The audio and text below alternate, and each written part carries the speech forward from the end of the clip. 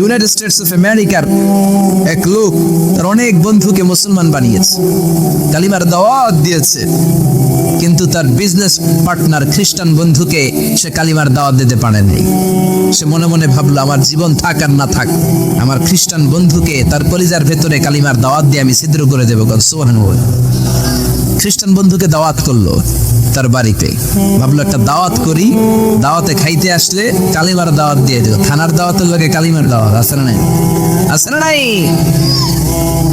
ও মিয়া, খাওয়া আছে যেখানে মানুষ যায়, জিলাপি আছে যেখানে পোলাপান যায়, দাওয়াত দিল, খাবারের দাওয়াত, ডাইনিং টেবিল ভর্তি খাবার আর খাবার। খ্রিস্টান বন্ধু আসছে, পেট ভরে খেয়েছে, মহা খুশি, আমার মুসলিম বন্ধু আমার দাওয়াত দিয়েছে, আমাকে লাঞ্চ করালো। এরপর স্টারবাক্সের 2টা কফি দুইজনে নিয়ে ডাইনিং টেবিলে বসেছে। তো মুসলিম বন্ধুর মাথায় চিন্তা, যে করেই হোক কালিমার দাওয়াতটা আমার এই খ্রিস্টান বন্ধুর অন্তরের মধ্যে আমি ঢুকিয়ে দিব।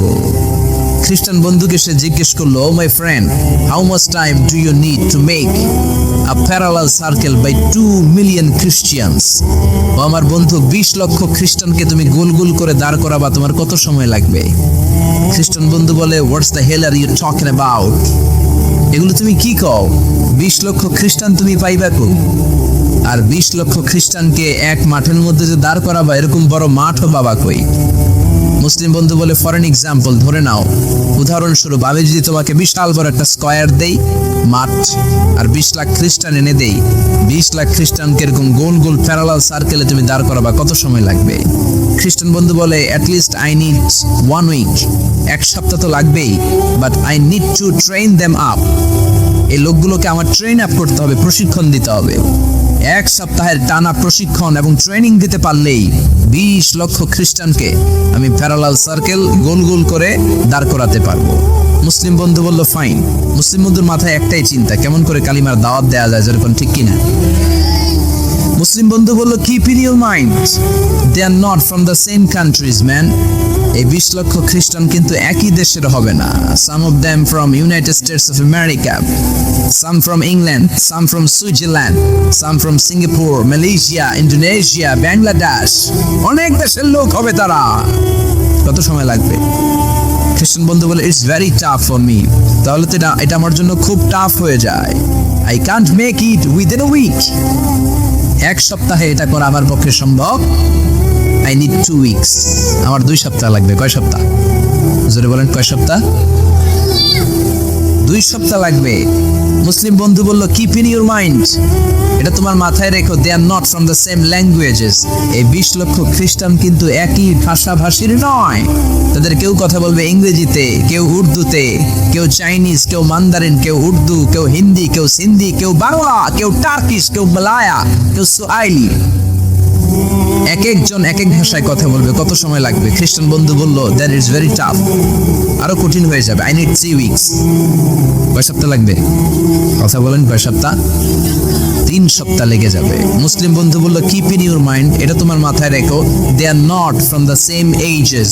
এই সবগুলো 20 লক্ষ খ্রিস্টান একই বয়সের নয়, একই লিঙ্গের নয়। কেউ পুরুষ, কেউ নারী, কেউ ছোট্ট বাচ্চা, কেউ যুবক, কেউ যুবতী, আবাল বৃদ্ধ বনিতা, বিভিন্ন বয়সের লোক হবে। তোমার কত সময় লাগবে? খ্রিস্টান বন্ধুকে, তাহলে কিয়ামত পর্যন্ত আমি পারতাম না। আই হাইতাম না।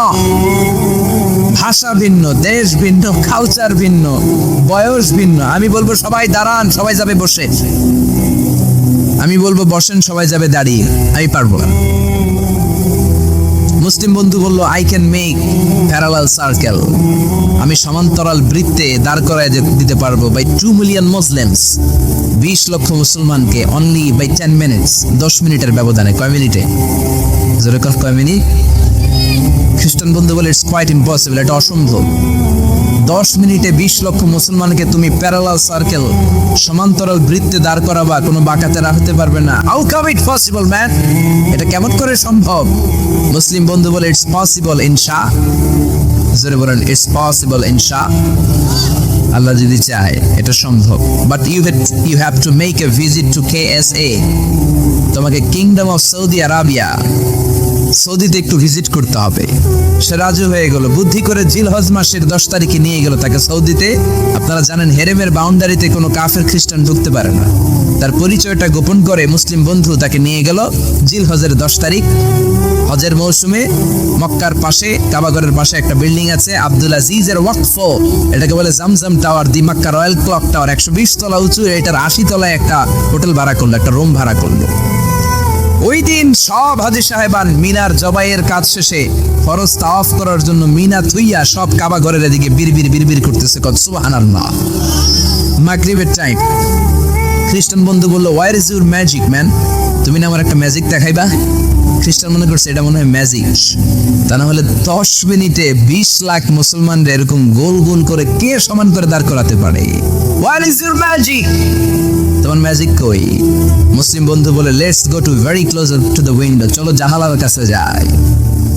80 তলা বিল্ডিং এর উপর থেকে জানালার কাছে যে when the open the window, যখন জানালা খুললো নিচে তাকিয়ে খ্রিস্টান বন্ধু তো অবাক। 20 লক্ষ হাজী সাহেবান, একটা ইজার, একটা রিদা, একটা সাদা কাপড়ের চাদর, একটা সাদা কাপড়ের লুঙ্গি পরে লাব্বাইক লাব্বাইক বলে কারে ডাকে। জোরে বলেন, কারে ডাকে? এই দৃশ্য কোনোদিন খ্রিস্টান দেখে নাই, দেখে তো অবাক। ইন দ্য মিন টাইম মাগরিবের আজান হতে শুরু করেছে। আল্লাহু আকবার, আল্লাহু আকবার, আল্লাহু আকবার, আল্লাহু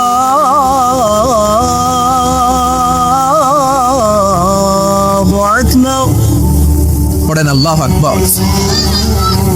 আজানের শব্দ শুনে 20 লক্ষ হাজী সাহেবান মৌমাছির মতো গুনগুন করতে করতে কাবা ঘরের যতগুলো দরজা ছিল বাপে ফয়সাল দিয়ে, বাবে আব্দুল আজিজ দিয়ে, বাবুল ওমরা দিয়ে কাবা ঘরে ঢুকতে শুরু করেছে। আর মিলিটারির মতো, সেনাবাহিনীর মতো গোল হয়ে দাঁড়াতে শুরু করেছে। জোরে বলেন আল্লাহু আকবার। খ্রিস্টান বন্ধু দেখে তো অবাক, কারণ তার পুরো জীবনে এরকম দৃশ্য সে দেখে নাই। সুবহানাল্লাহ।